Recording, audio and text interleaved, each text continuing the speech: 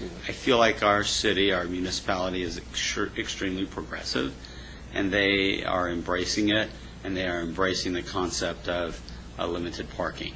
In fact, we actually have an entire neighborhood that we master planned with a form-based zone in which we instituted, or the city, I say we as taxpayers, we the people, instituted a maximum parking amount. That's almost revolutionary in Texas. Completely the 180-degree turn from where we were 5 years ago. I think we have achieved a tipping point, frankly, in the country where the progressive planners are far more interested in this sort of what is your carbon footprint and how can we drive people to use transit. Because one of the things they preach at ULI, and we talk about the cost of sprawl. Cost of sprawl is enormous. And they're coming around. They have, they have their conferences, their APA. They're slower, and some more than others. And a lot of it's politically driven.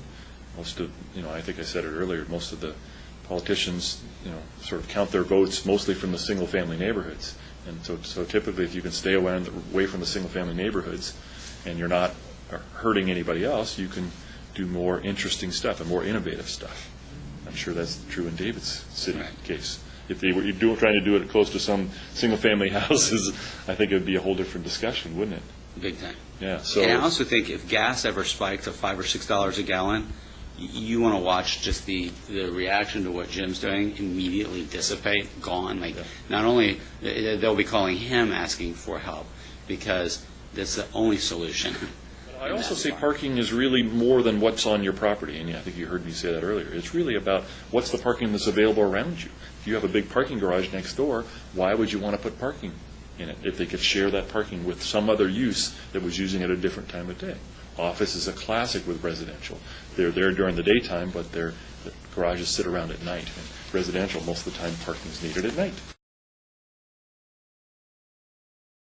From a capital markets perspective, I think that when you get into larger scale projects and you get north of, say, 10 million, the lenders are very slow to be adapters. At the end of the day, our entire financial market depends on feasibility studies, market studies, appraisers, and the appraisals generally look into a rear view mirror.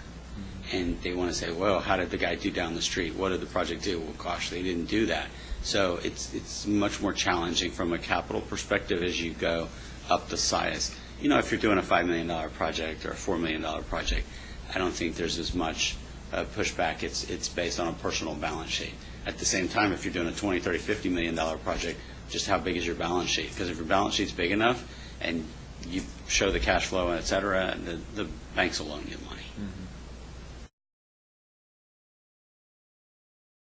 We're getting pushback, but in general, people, once we build buildings, the people around it, the people that are adjacent to our product like our product, it's quiet, it's well managed, it's well taken care of. But people have fears from, I remember that rooming house or that boarding house or that frat house or whatever word you want to use, and what kind of people that were there. So it's, are these bad people living there? What kind of people are going to be? Who are only paying $500 or $600 a month? What kind of people are they? And then again, they're going to be competing with me for parking in my case. And, that I already, I fill up my garage with a bunch of stuff, and so I'm parking on the street, and I don't want you competing against me for parking.